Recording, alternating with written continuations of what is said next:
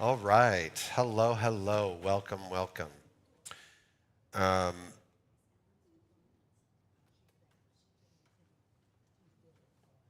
there's the little red light. I always look for the little red light on the camera. So, welcome, everybody. This is the first of two parts of a very short little series for Advent called Radical Religion. And this came about because of some conversations I've been having over the last few months with a wide range of people, both relative newcomers here, but also people sort of out in the wider community about what All Saints is doing these days and how supportive they are, but they're just not religious. So they're not coming. And also people who are coming who are like, I like coming, but I'm not sure I'm religious. And so it seemed like this would be a good opportunity to sort of take a step back and say, well, what does that powerful word really mean, religion? And is there a way not just to sort of tolerate it or put up with it, but actually actively embrace a religious life for a wounded world, is what I want to propose for us in this two-part series. And I wanted to say hello to those of you who might join us on YouTube live this morning here at All Saints, or later in the week, or at some other time when you might pick up this recording. If you are joining us live this morning, our digital virtuers back there would be happy to entertain your questions or comments in the chat box. So just please know that you can do that as well. I want to start this morning with just a couple of questions for you. Now, this is not a quiz, and there are no right or wrong answers to this. So do not worry about how you usually feel in a religious space, that you've got to get it right. That's not what this is about. But if you could give me a show of hands, how many of you think of yourselves as religious?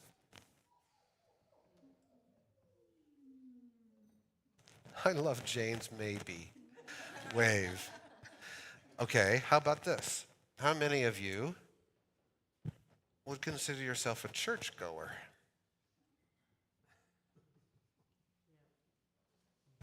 Okay, this is very fascinating. It'd be great to have a full church for this too. How about this? Would you call yourself a Christian? I love people that are like, well. So, let's pause for a moment and say, how many of you responded yes to all three of those questions? If you said yes, I am a churchgoer, but no, I am not religious. Could you tell us a little bit about that? Yes, you don't need to. That's okay. Yeah, Jane and then Norm. Okay, I'm not quite sure what religious means. We're going to get to that. We're going to, I would like to learn. so we're going to I get, have my own definition of it. sure. Not everyone might agree with me, but it suits me. So we'll get to that in just a moment. But the question that I'm really curious about just for now, if you said, yes, I'm a churchgoer, but no, I'm not religious, if you have something to say about that, Norm. I said, yes, I am a religious. I'm religious, but that's something that is newer in my life. There was a whole large period of life, maybe from teenage on, I said, I'm not religious. I'm not interested in religion. I'm a Christian. Yes. It was kind of buttressed by, I think something that's attributed to Karl Barth, that Christianity is not religion. Religion is man's attempt to reach up to God, and Christianity is God reaching down to us. So that probably should say that that's Barth's overall something like that.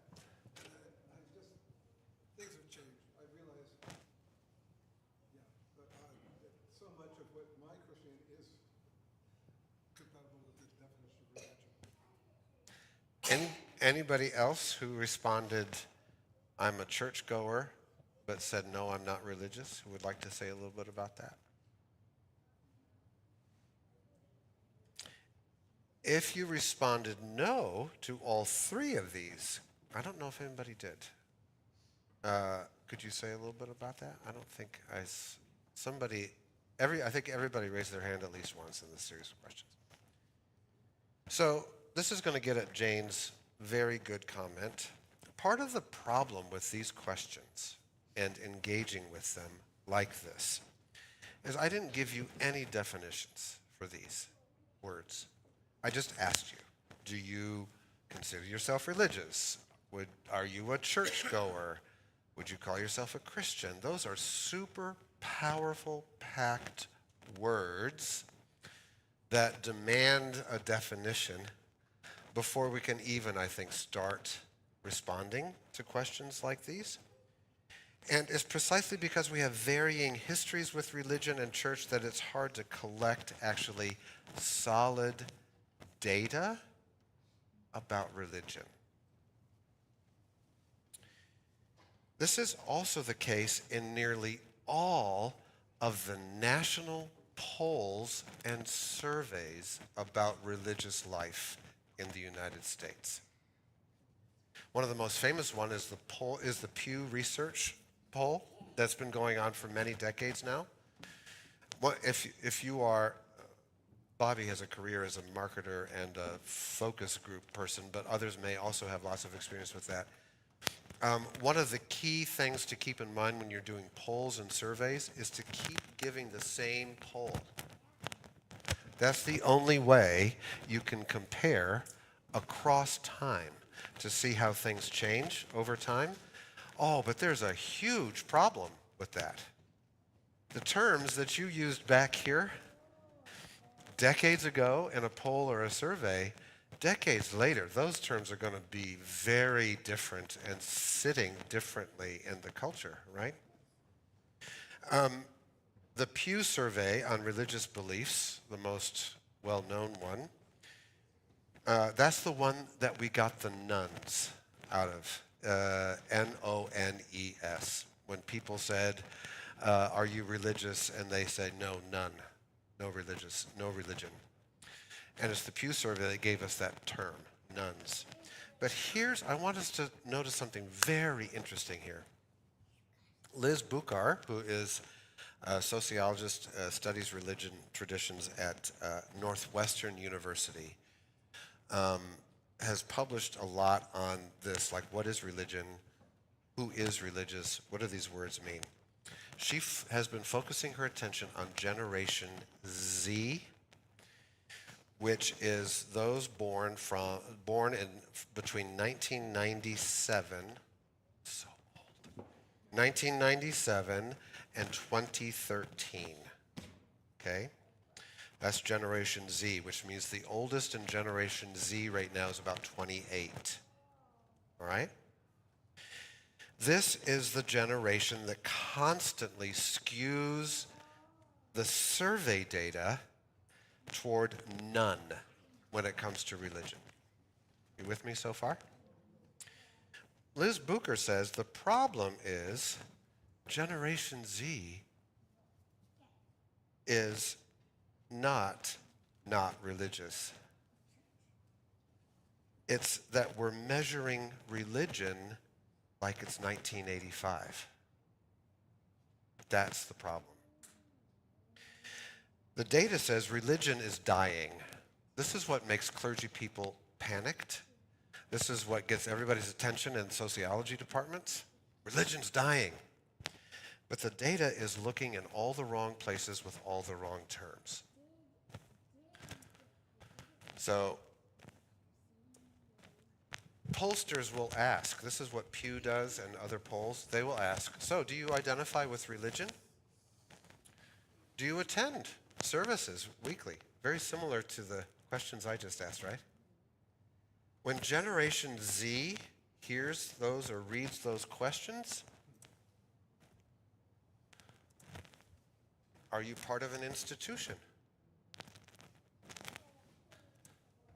Do you belong to a group that supports anti-LGBTQ policies? Do you hang out with mostly retired people?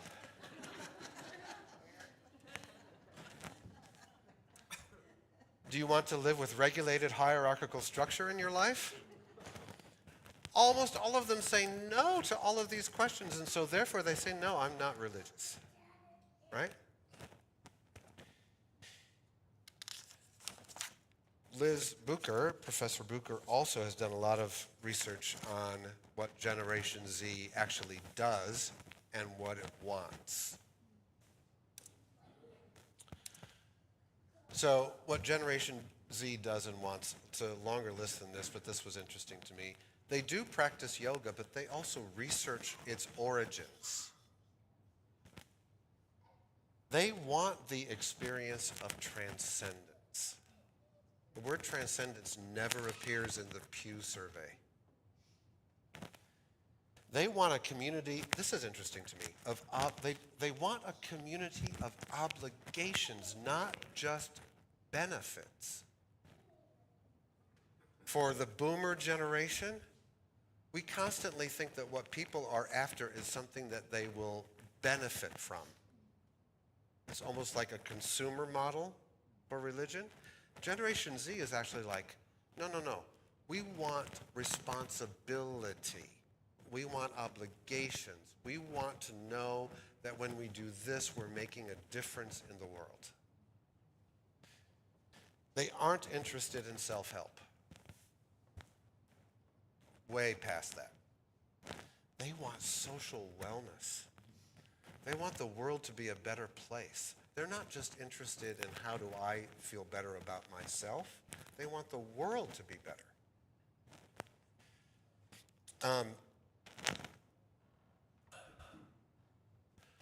So this is Professor Bucher's conclusion. Modern polling tools completely miss this generation. They check no religious affiliation when they are actually deeply religious. That's at least, I wanted to offer that because I think it's helpful to get at Jane's point, and I saw people also like nodding when Jane was talking about that, are these terms that are so big, so powerful, and left undefined. And what we need, I think, in part, is better language to capture what it is we're longing for, what we hope for, how we want to live, and how we want to do that with other people. If we tapped the roots of the religious impulse, roots is where we get our word radical. Radical means roots. If we were to tap the roots of our religious impulse, we might very well discover that more people today are actually wanting to be religious with other people rather than constantly saying, I don't want anything to do with it. Now, part of it, let's be really clear and honest about it, is how poorly religious institutions have behaved for a long time. They're like, that's not for me. The problem is associating the word religion with only those badly behaved institutions. I remain a priest in the Episcopal Church, in the Christian church, because those roots of the religious way of life give me life. Doesn't mean that's easy. It doesn't mean that it's not complicated. But it does mean, over time, it has helped feed my sense of faith, hope, and love. That's Paul's great triune characterization of the church. And the reason I continue to serve as a parish priest is because I think this religious impulse is there for the healing of a wounded world, if we can work on it together.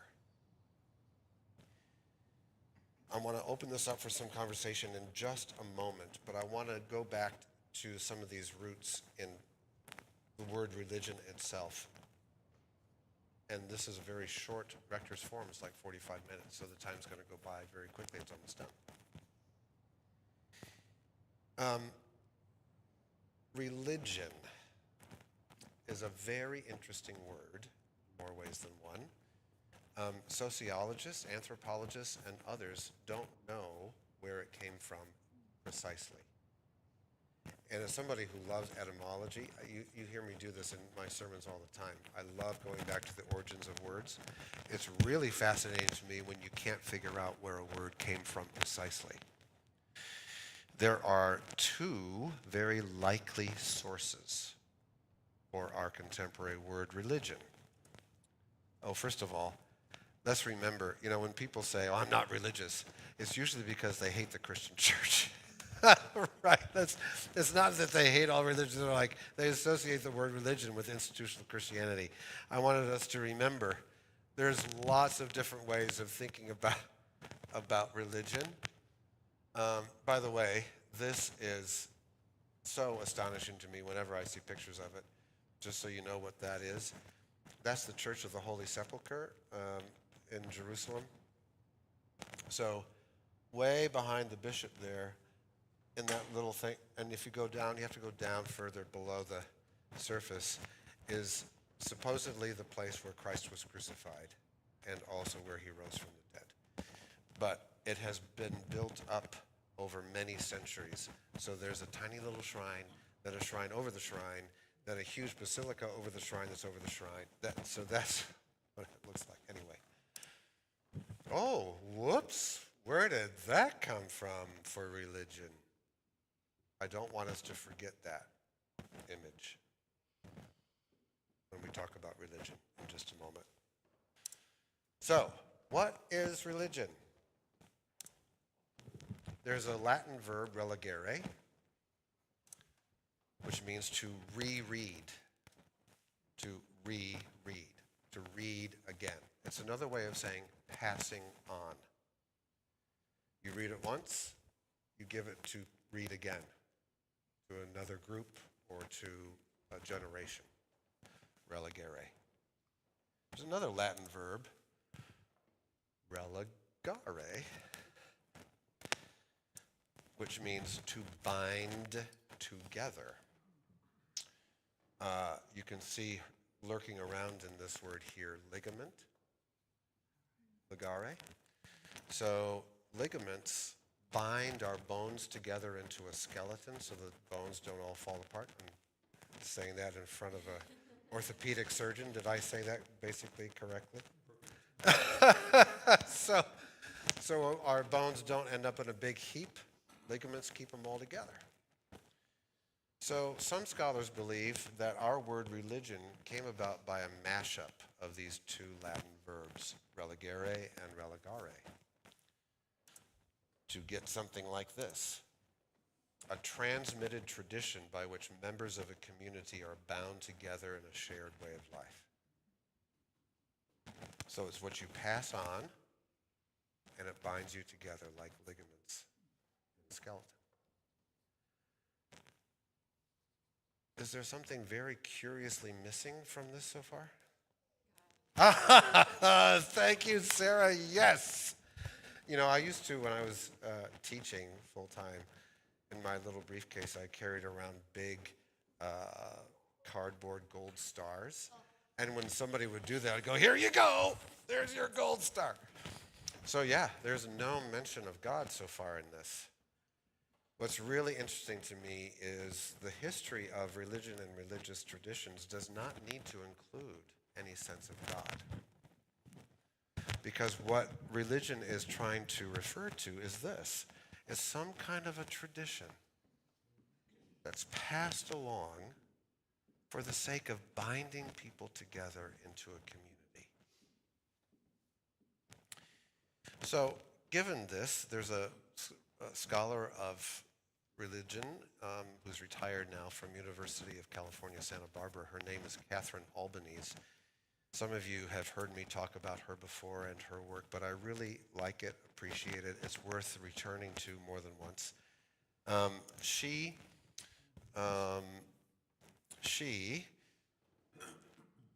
in trying to do the work around the history of religion in the Americas, that's her specialty, realized I really need to have a definition of religion before I do this work more extensively, and she realized it's impossible. I can't define it. It's too big, it's too broad, it's too powerful. But I can describe it. So there's the sense that if you can't define it, you might be able to say, this is what it looks like. So she says, first of all, religious traditions always seem to deal with boundaries and what she called ordinary and extraordinary boundaries. What she means is cultures, groups, religious traditions always have this sense of, the easiest example of this is if I were to get too close to Steve, not just because I've had a cold this week, but if I were perfectly healthy, there would be a point at which Steve would get really uncomfortable because I would be invading personal space without being asked to do so or for good reason. So there's sort of a boundary, and that varies from culture to culture, right, about where appropriate personal space is. But that's like an ordinary boundary, right? Extraordinary boundaries have to do with things like that river, on the other side there are wild animals that will kill you. So there's a shared, important, big boundary that we have to pay attention to. Or in the religious traditions we're familiar with, a big, extraordinary boundary would be death. This life into whatever's after, if there is, right? So religious traditions always help us navigate boundaries, either to maintain them, and this is really important, it seems to me. Catherine Albany says, how to cross them. So when you talk about the extraordinary boundary between life and death, or between this life and the next, religious traditions will tell you how to navigate that extraordinary boundary. Then she says, okay, religion is generally about boundaries. How do religious traditions help us navigate these things? 4 things, and this is, those of you who know me even a little bit know that I love alliteration, so this is fantastic what's coming up. You're going to love this. So the component parts of any religion that she wants to describe, Catherine Albanese will say there's always a creed, which means, it comes from the Latin verb credo, I believe. So there's a sort of shared, like, this is what reality looks like. There's that river, there are those animals, we believe they're going to hurt us, we stay on this, there's this whole set of beliefs about reality, what it looks like, how it manifests, there's a creed. There's also a code based on what we believe reality is all about is going to shape, or it should, the way we live. So there's a certain code of conduct that emerges from a set of shared beliefs about the world. Cultus is a weird word, but fortunately it's alliterative. Cultus refers to ritual. So the way you instill the way you're supposed to live because of how you believe is through ritualizing it. So that table there refers to it refers to a lot of things, doesn't it? It refers to shared meals with our families, friends. But in this space, it especially refers to all the meals that Jesus shared with people. We believe certain things about that, and we want to live according to what we learn from those stories about Jesus sharing meals at tables, and so we ritualize that shared meal sharing. And then, of course, all of that together creates a sense of community.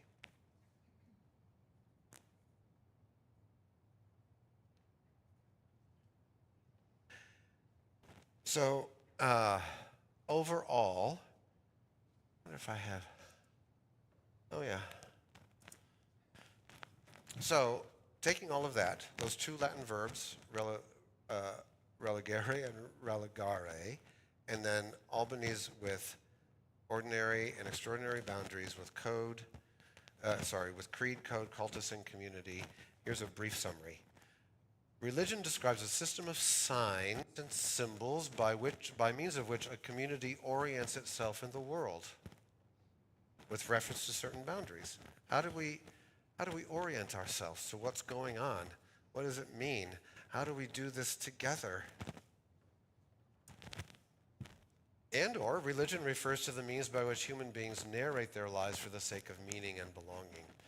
This is very broad. This is even more particular. We try to figure out how to give ourselves meaning in this, what turns out to be a really short life, and how we do it for the sake of others and purpose and so on. Thus, this is the important part. While some people may live without gods, no one lives without religion. Which is to say, and there are some scholars who would say, those who do live without religion are mentally ill, or end up actually hospitalized. Because as human beings, we have to navigate what the world is, what it means, and how to live. And we have to do it with others because we're deeply social beings. That's the religious impulse. Doesn't have to include gods or goddesses or the divine, but it does have to include these things for our sense of well-being and purpose and meaning. So the key question, which is this is pushing the stone up the hill. This is hard because everybody, to get to where we just got takes a while. It takes us 30 minutes apparently. The key question for today is, are you religious or are you spiritual? No, that's actually not the most important question. The most important question is, what is your religion? Because everybody is religious. Pay attention to the traditions and the texts that are shaping you with other people to live a certain way. Notice also that this definition of religion not only doesn't include God necessarily, it doesn't include good things only. You could have a religious tradition that shapes a whole community of people to behave really badly. You see what I mean? The point is, we human beings need texts, traditions, and texts can be a lot of different things. It can be paintings, they can be music, but some sources to give us a sense of what is the world, what's going on, and how do we navigate this space with other people for a sense of purpose and meaning. Then you can start kind of drilling down into more of the particulars. What does purpose and meaning look like in this tradition? What is it trying to shape us to do? And you've heard me say this a number of times in the Hebrew Bible, what we call the Old Testament as Christians, and this is true in the New Testament in a way too, in many places. One of the most important things is hospitality in the Hebrew Bible. And based on that, caring for the widow, the orphan, and the stranger.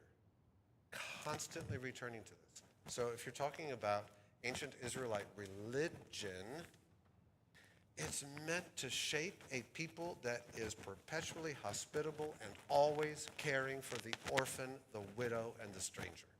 When you see the prophets ranting, they will say, "Have you forgotten that God rescued you from slavery in Egypt? You need to treat others with liberation and freedom," and so on and so forth.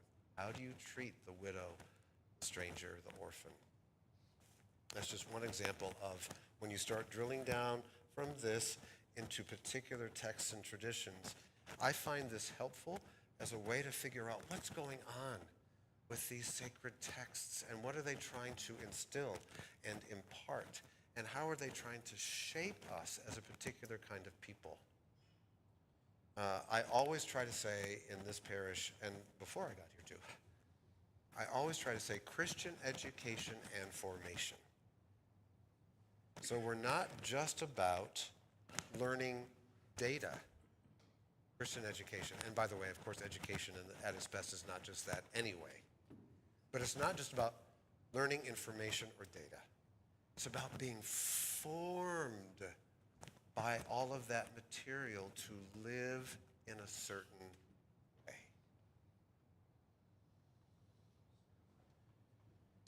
A host of questions emerge out of that, I know. Things like, does this mean that we're supposed to all be like cookie cutters and we're all supposed to act exactly the same? Or what do we do with religious institutions that behave badly or hierarchical structures that dominate and oppress? Yes, those are the heart-wrenching, gut-wrenching questions. What I'm hoping this will help us think about when we come to moments like that is what religion is supposed to help us do as human beings. So I'll stop there and just say next week, and I'll open this up. Next week, what I want to do is talk a little bit more about table fellowship and how a radical social practice from the first century became a religious ritual and what happened to it in the hands of the Roman Empire, which is a tragic story. And I say that I chuckle because it is a tragic story, but it's such a huge history. Anyway, I'm getting ahead of myself. Let me take some questions because what I want to, next week I want to say, okay, so how is Christianity a religion in this sense of this definition, not definition, description, and how can we think about Catholic, Protestant, and Anglican religious approaches to Christian faith? That's what next week is. And so Mary, we're going to try to do this so that people tuning in at home, as they say, can hear you. Two grandchildren who are Gen Z. Aha. And they are both, I would say, religious. Wherever they've gone, wherever they've moved to, they've joined the church. Wow. But my thing, I want to ask them, because they're very open to these kinds of questions and conversations. Oops, there's not on. Oh, there you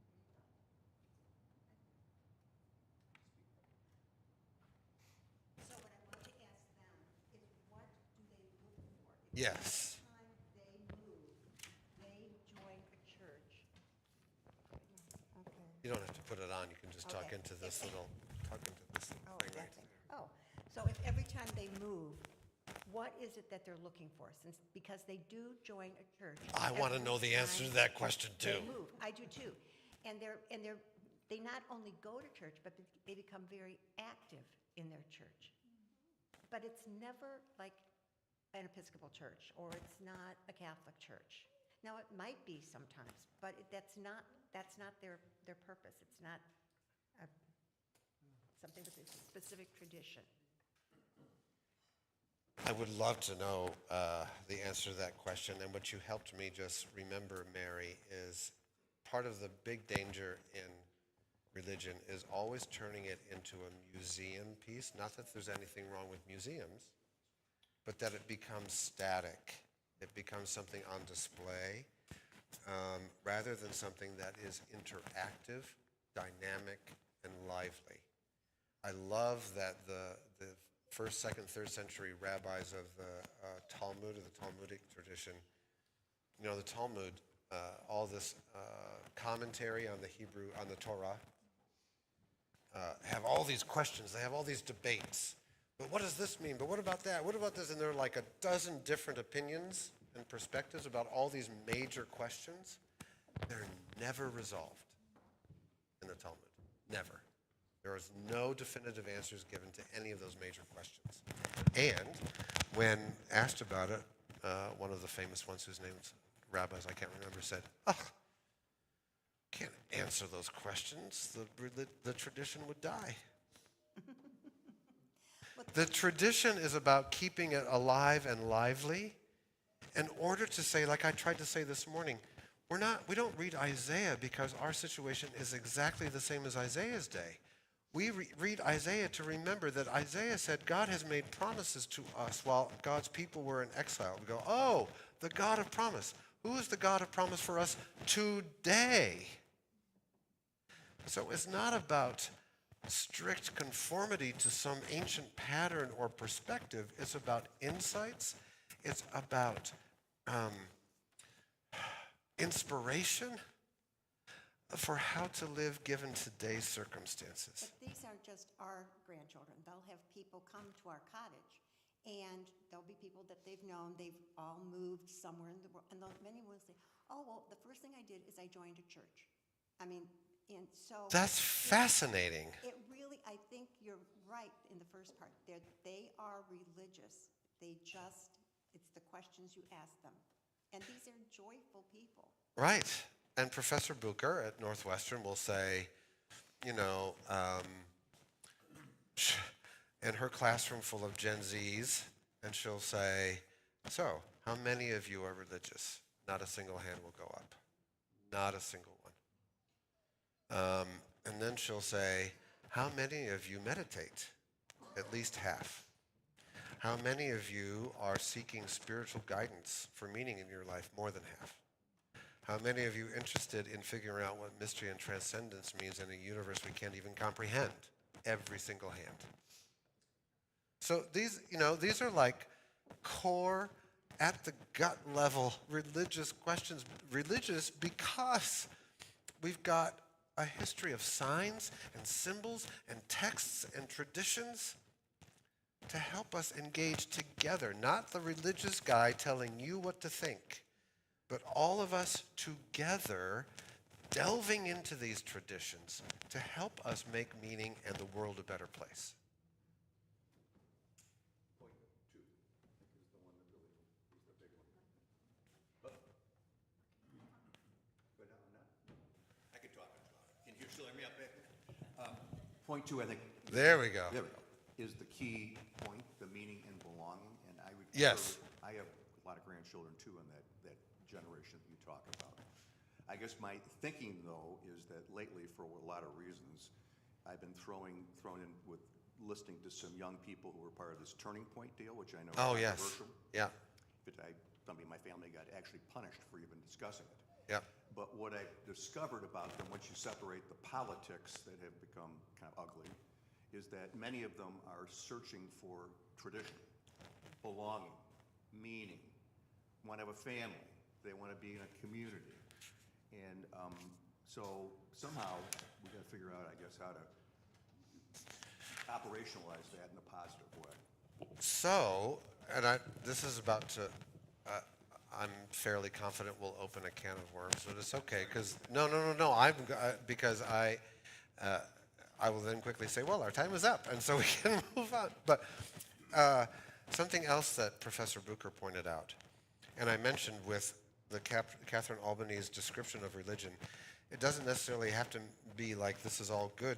There can be religious traditions that form people to do bad things, right? So one of the illustrations that Professor Bucher gives about this is right now in this country, young men are by far joining religion much faster than young women. First time in American history that that's true. It's usually women who associate with religion in this country more than men do, and it's flipping for young men. But she says you need to pay attention to what kind of religious traditions they're flocking to. Deeply patriarchal, deeply hierarchical and structured, and deeply traditional for gendered roles. So that men are at the head of the family, and women have very particular subservient roles. That's a religious tradition that young men are flocking to, Professor Bucher says. So again, the question is not, are you religious? It's which religion do you belong to? Yes, and so and sometimes people will have to stop and think about it and go, oh, right, I guess I am being shaped by this tradition. I guess I am, not everybody is consciously aware of how they're being religiously shaped, but everybody is. Question, what is the social economics of these young men? I've read this. I think it's been in the New York Times. I get the feeling that they are maybe not as well educated. They're college people, Jen. They're, Not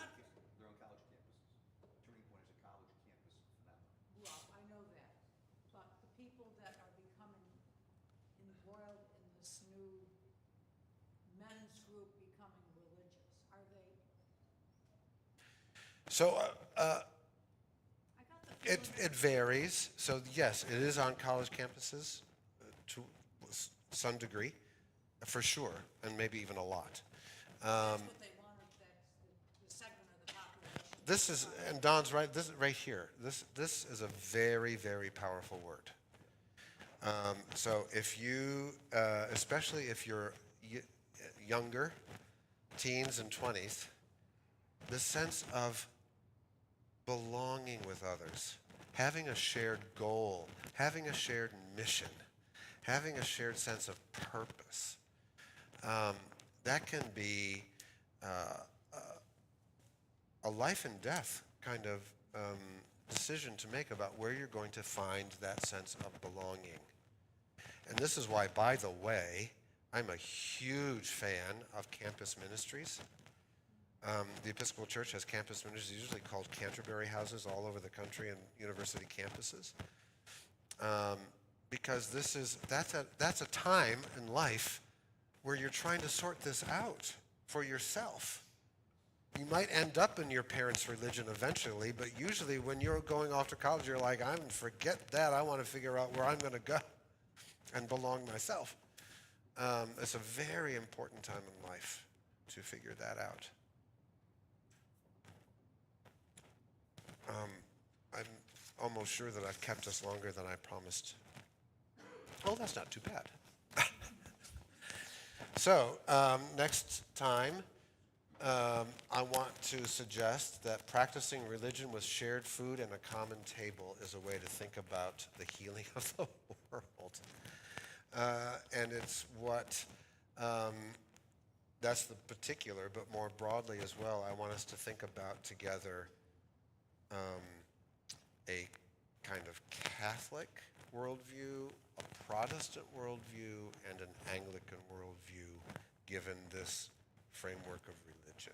Those are hugely broad labels, ridiculously broad, but I think there's some use of thinking about how religion has been filtered through a Catholic lens, a Protestant lens, and Anglican, which usually is neither, or both. Third way. Any last comments or questions? How about from you, River? Thank you. Yeah, you're welcome. I hope this is helpful. Food for thought, as it were. Well, thank you so much. And all of you joining us online, thank you as well. Stay in touch. Thank you.